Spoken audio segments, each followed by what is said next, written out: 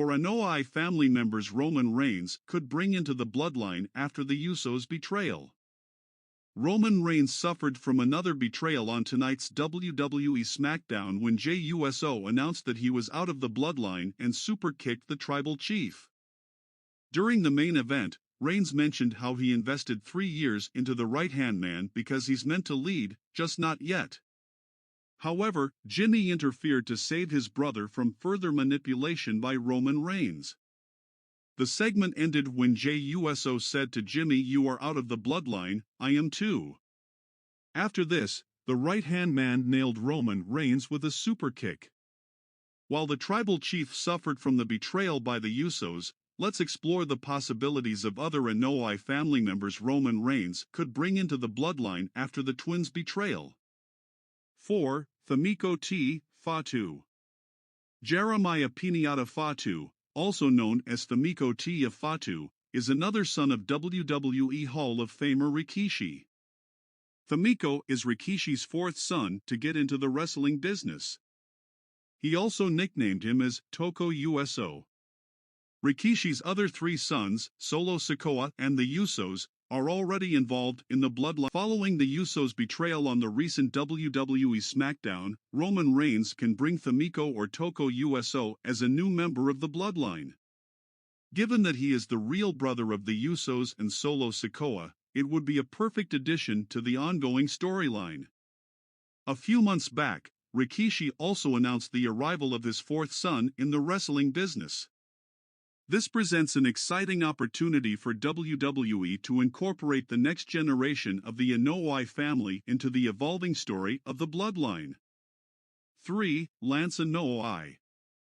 Lance Anoa'i is another member of one of the most prestigious wrestling families in the world.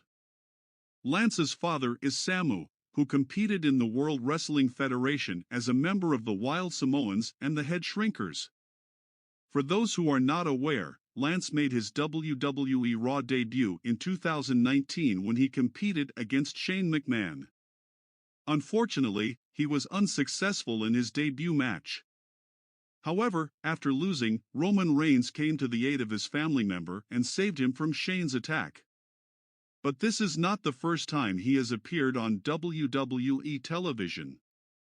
He initially appeared on WWE SmackDown on January 2, 2015. Where he competed in a tag team match but ended up on the losing side. Lance also had a WWE tryout in 2019, which eventually led to his Raw debut and the subsequent involvement in storylines alongside Roman Reigns. So it seems like the tribal chief is already well aware of Lance and could bring him into the bloodline after the Usos' betrayal. 2. Zilla Fatu. Zilla Fatu is another Anoa'i family member that the tribal chief could bring into the bloodline. The son of the late Umaga recently began his professional wrestling training at Reality of Wrestling, which is run by WWE legend Booker T. For those unaware, the Usos also started their training under the same facility. Zilla Fatu had also given his reaction from time to time regarding the story of the bloodline. So it is also possible that the undisputed champion could bring Zilla as the newest member of the bloodline. 1. Jacob Fatu. Jacob Fatu is also a member of the Anoa'i family. He is a former MLW World Heavyweight Champion. Jacob has been making big moves in his own way in pro wrestling, mainly competing on the independent circuit.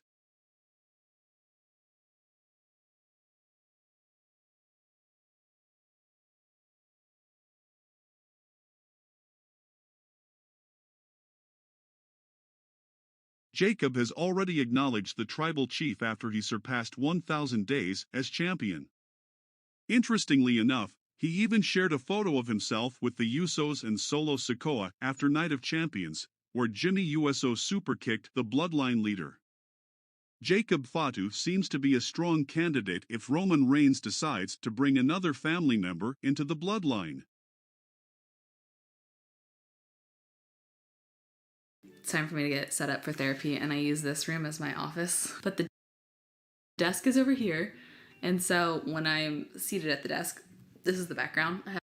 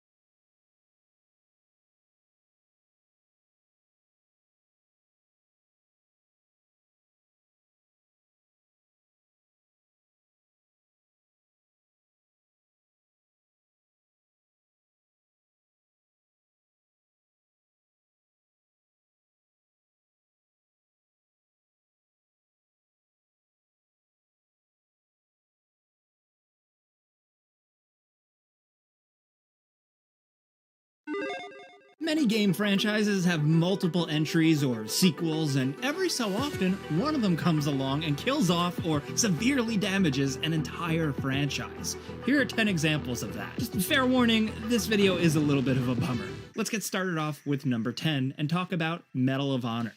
This is a now classic World War II shooter franchise. I mean, it was like kickstarted by freaking Steven Spielberg. From the PlayStation 1, PlayStation 2 era, the Medal of Honor games lived a wonderful life. They were incredibly fun, cinematic, first-person shooter war games well before you had a solid Call of Duty campaign or anything like that. Medal of Honor was crushing it with score by Michael Giacchino, who is now famous for doing like superhero movies, to really incredible, still memorable depictions of stuff you'd see in war movies like Saving Private Ryan, like storming the beaches of Normandy. Yeah, Medal of Honor did that, and they crushed it in video game form. From the Pacific Theater to Nazi intrigue, all kinds of stuff, they really had it going on for a while. And then, it seems like when Call of Duty and Battlefield really started to pop off, Medal of Honor kind of fell to the wayside. But around 2010, it's when EA really tried to revitalize things and kick Medal of Honor into the modern age, so to speak, with 2010's Medal of Honor and then 2012's Medal of Honor Warfighter. And the problem with these games is that they were half-assed and just so painfully generic. Now, they had their moments, mind you. Medal of Honor Warfighter, which I do remember reviewing back in the day, not for GameRanks, but somewhere, actually had some surprisingly good driving sections. But otherwise, these modern revamped Medal of Honor games were like totally all style, no substance. On the surface, they looked pretty good, but once you actually got to playing one, there were so many other games just doing this stuff better at the time, and they totally ate Medal of Honor's lunch. 2012 had Medal of Honor Warfighter come and go and quickly be forgotten, and we hadn't heard anything about Medal of Honor since. Then, I mean, to be fair, in 2010 there was Medal of Honor Above and Beyond, the Oculus VR game by Respawn of all people, but that didn't necessarily take off. And after that, and considering this was a pretty expensive VR game to make, we don't know if the Medal of Honor franchise is ever really gonna see a resurgence. I mean, nothing is ever really dead. They could bring it back and drag it out in a couple more years and maybe do it right, but for now, Medal of Honor is definitely sleeping with the fishes. Next, over at number 9, there was Ninja Gaiden 3. Oh man, do you remember this one? Leading up to it, it seemed like it was going to be pretty awesome. All those cool new weapons, the kind of visual style, the game's cover art, like it just seemed really cool. People were obviously really excited, specifically because the last two Ninja Gaiden games were great. They were incredibly challenging, really tight games. I mean, we still talk about Ninja Gaiden and Ninja Gaiden Black all the time here if you watch GameRanks every day. Man, the lead up to Ninja Gaiden 3 was so exciting, and then when this thing dropped in 2012, it got a lot of bad reviews. I famously remember a really crushing one from Giant Bomb where they gave it like a 2 out of 5 stars. Overall, nobody was really happy with it. I remember personally after it just felt like regular old generic video game stuff, and along with that, the game just lost a lot of its identity. It felt really hand-holdy. A lot of people had billed it as just kind of button mashy and stupid. The game had your typical QuickTime events, which were popular at the time, and just something was really missing. The soul of Ninja Gaiden here wasn't quite right. And again, it's just so jarring because the first two Ninja Gaiden games were so tight. Those were solid video games with challenge, secrets, nuance, and Ninja Gaiden 3 just kind of felt like a cheap clone, a cheap knockoff. Now, they then tried fixing it with the Razor's Edge re-release, but for most people, it was way too little, way too late. And then after that, I mean, are we even gonna get into this? They put out Ninja Gaiden Yaiba, and because like that was even worse. Technically, that wasn't like a main entry in the series, but still, it definitely didn't hurt things. Really, Ninja Gaiden 3 was where a lot of things seemingly died. I still think the original two games, and I mean the classic franchise before it, are still good enough that eventually we might see something again, but as of right now, Ninja Gaiden is kind of dead. And it pains me to say that, like it just doesn't feel right. Next, over at number 8, we have Command & Conquer 4, which, if you ask certain people, they say it was kind of the last gasp of the good series. I mean, Command & Conquer as a brand still exists today. They roll it out for certain things, but Command & Conquer 4 was the last numbered entry, and it wasn't that great. They really kind of changed up the whole resource gathering thing in favor of more like managing and capturing different control points, and it just didn't feel the same, and it seems like it didn't for a lot of people. That being said, it's an okay game. game. If you look at reviews, you know, it's got a lot of 7s across the board. Not a total complete disaster or anything like that, but I feel like there's a lot we can dive into with just like the main Command & Conquer games, how the Red Alert games change things up. Like there's a lot of nuances here, but ultimately the bottom line is that 4 was just 4, and then to many people, the RTS genre started to kind of lose steam, at least with mainstream popularity. They're still out there, people really play them and love them, but they don't quite pop off in terms of mainstream sales like they used to. And I think EA unfortunately realized that they're always the first to bail on stuff, and in this case, they kind of bailed on Command & Conquer. Next, over at number 7, we have Castlevania Lords of Shadows 2. Now, this released in 2014, and it's actually technically like the last new entry in the series in almost 10 years. And that sucks because they were kind of onto something with the original. I mean, depending on who you ask. It definitely took a lot of stuff and threw it to the wayside from classic Castlevania games, but it was a cool refresh. It was very of the time, kind of a God of War style game, but with cool vampires and the Belmonts and all that stuff you expect. But Castlevania Lord of Shadows 2 kind of took it even further with you playing as Dracula, with you being the bad guy, and that was something that ended up being a cool twist in the first game, and then in the second game, it kind of went hokey. It kind of jumped the shark a little bit. There's parts where it's in a modern world, and it just very much was more a video game of the time, a 2014 game, you know? Cheesy cutscenes, over-the-top characters, quick-time events. I personally like that stuff, but not always for Castlevania, and while it was cute for Lord of Shadows, it was not as good for the second one. It didn't review as well as the first game, and ultimately I think that, coupled with the fact that Konami was just being Konami at the time and really were kind of stepping away from games, that was it. Castlevania, I don't think is dead forever. I think we're going to see more of it soon. I really hope so. I really think it's time for this thing to return full speed ahead, but I guess we're just going to have to wait and see.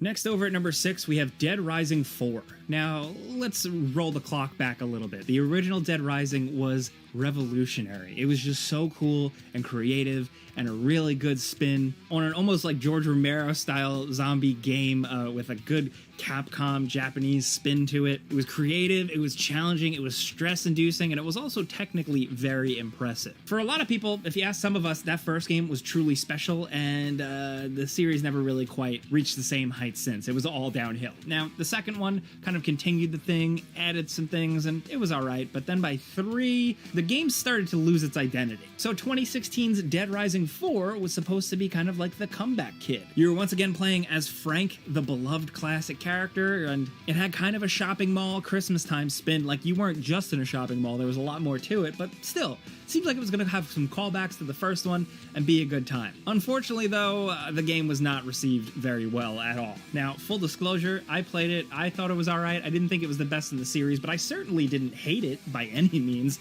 But for most people, they were checked out of the series at this point. I guess completely lost faith. I think that ultimately the bottom line is that they just kept watering down what Dead Rising was from game to game. And by 4, it had really dried up. I mean, it was another open world-ish game in a sea of them when a lot of other games were kicking ass that year. I mean, 2016 was the year that like Hitman started to kind of roll out, the new Hitman, Doom was blowing people away, so Dead Rising just kind of came like a fart in the wind. Ultimately, it seemingly flopped for Capcom, and that's really all we've heard about Dead Rising since. That was 2016.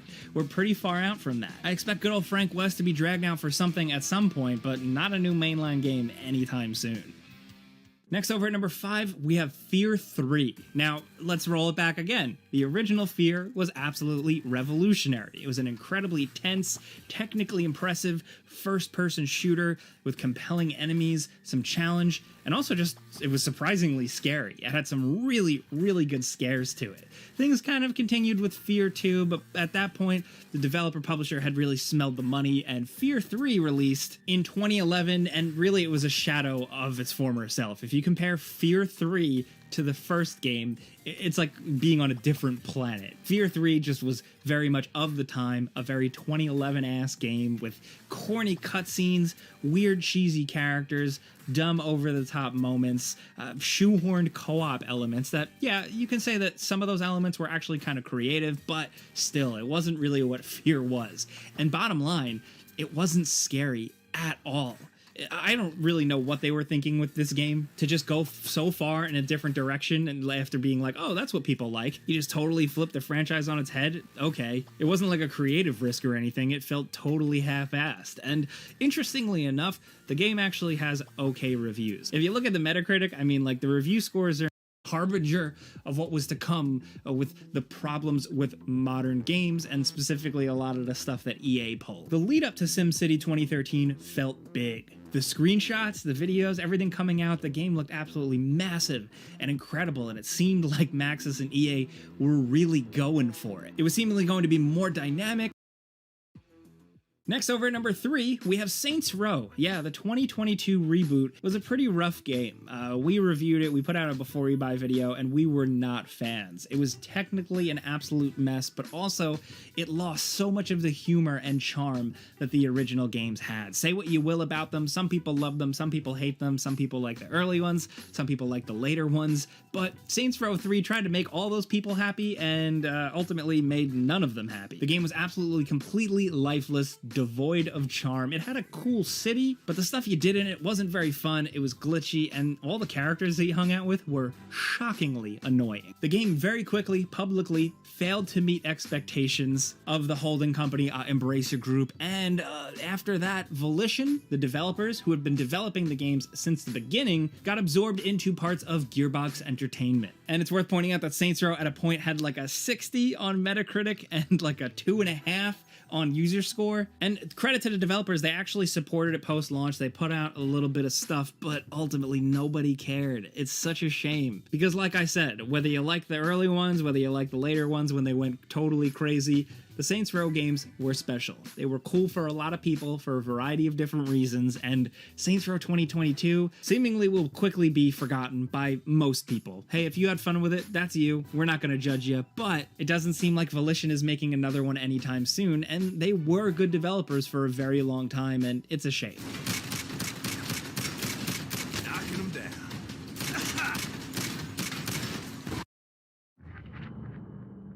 This game you're not ready for. Reload! Reload! Ah!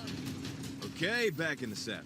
From here on out, observe and report. Now, coming down to number 2, Marvel vs. Capcom Infinite. Yeah, that was the last one. When was the last time you thought about Marvel vs. Capcom? When was the last time you thought about Marvel vs. Capcom Infinite? Well, the 6th mainline entry in the series, which was released in 2017, just pissed off a lot of players, and there was just a lot of bad PR floating around about it. I mean, specifically with what we've talked about with a lot of games in this video, a lot of the core elements of Marvel vs. Capcom were diluted, watered down, stuff was taken away, and ultimately the game was considered playing it safe. Now, as someone who's not an experienced fighting game fan, I found it kind of just cool to pick up and play and punch some people, but the hardcore fighting game community, man, these games live and die by those people, and if they're not happy, that's it for the game. And that was the case with Marvel vs. Capcom Infinite. Not to mention all the other stuff that they pulled with this, like certain locked characters, microtransaction stuff, I believe a really crappy collector's edition that a lot of people felt they got ripped off. There's a lot to this one in the news cycles, but ultimately the game just kind of came and went. And that's how these go.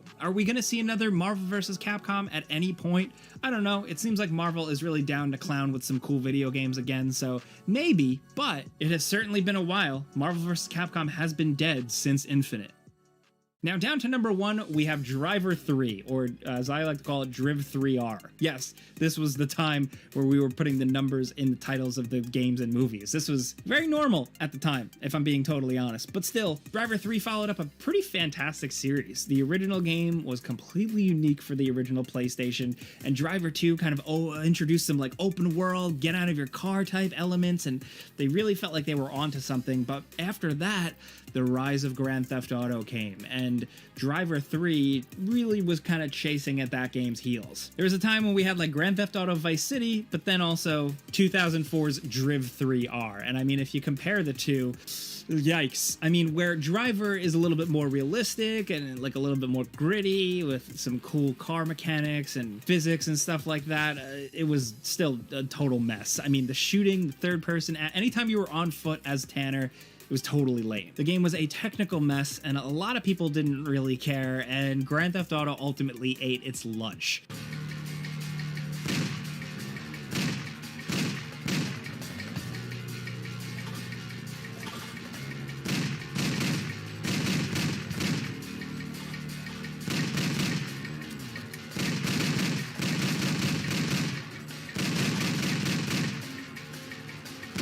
As a longtime fan of the Driver series since the original game, I forced myself to really like Driver 3. I still think there are some redeeming elements to it, but ultimately it didn't do enough to really blow away mainstream audiences, and it was a technical mess. Like, if you go back and play it now, it's like unplayable almost. Now, to be fair, the Driver series did continue after this. We had the great Driver game that took place in the 70s. We had the really underrated Driver San Francisco, but nothing really reached the height of those original Driver games, and Driver 3 kind of kicked off what would be a very, very slow, years-long decline, to the point where now we're probably not going to see anything from Driver ever again. Again, I want to point out, Driver San Francisco is very cool. It is totally different. They changed up the series, but it's a unique driving game that you should still consider checking out.